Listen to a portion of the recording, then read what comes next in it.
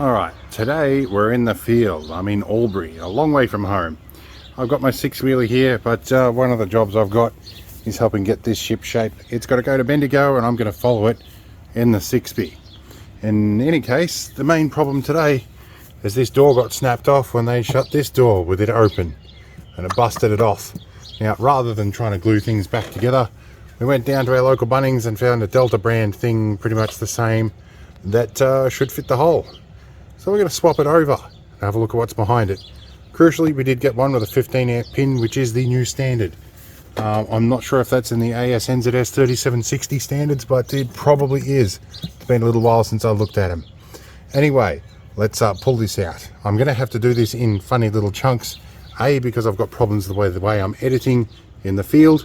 Don't have my normal gear. And also, there's pretty well nowhere to put my camera here, and I'm not using a GoPro. Okay, the screws are out and we're going to try and pry this off. There's this sort of silicone on here.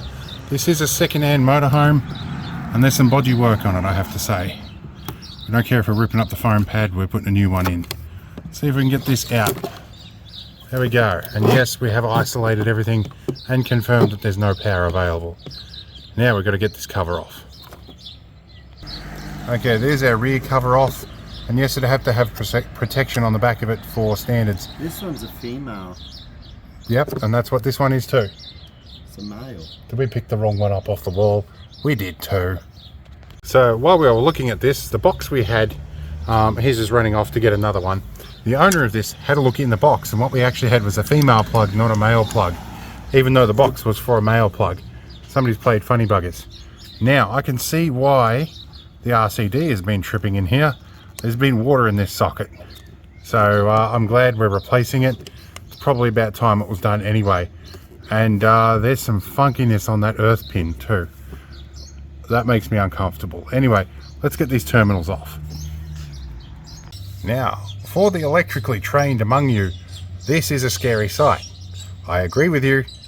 If you're not trained, if you're not licensed, don't do this. I'm not technically licensed and I'm doing this at my own risk and liability. These are bootlace connectors, not a bad idea to have on these wires. And yes, we have checked that these are isolated and I'm using an insulated screwdriver anyway. We will be getting contained on the hot wire first. But I am very happy to have changed that socket. So while I'm waiting for him to get back from Bunnings with a new socket, we're going to rip this bike rack off that he wanted to remove.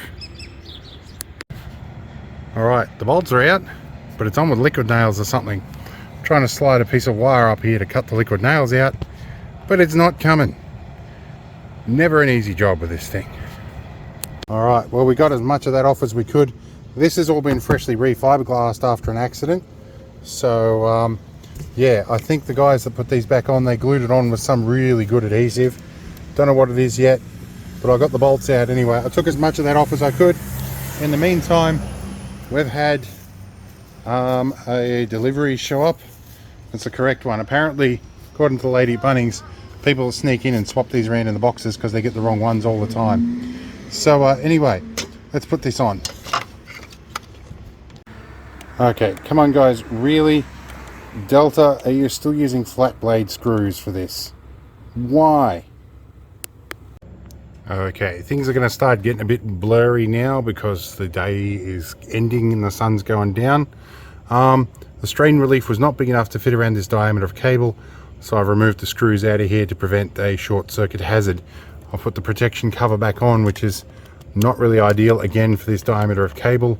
I'm not sure you'd want to use any thinner cable for 15 amps, but anyway, it's in there. This has got our sticky back, we'll peel that off in a minute. I've tried to clean this up as best I can. I could probably spend a little bit more time on this, which I probably will off camera, to get better adhesion, but let's get it in the socket. All right, and we're done.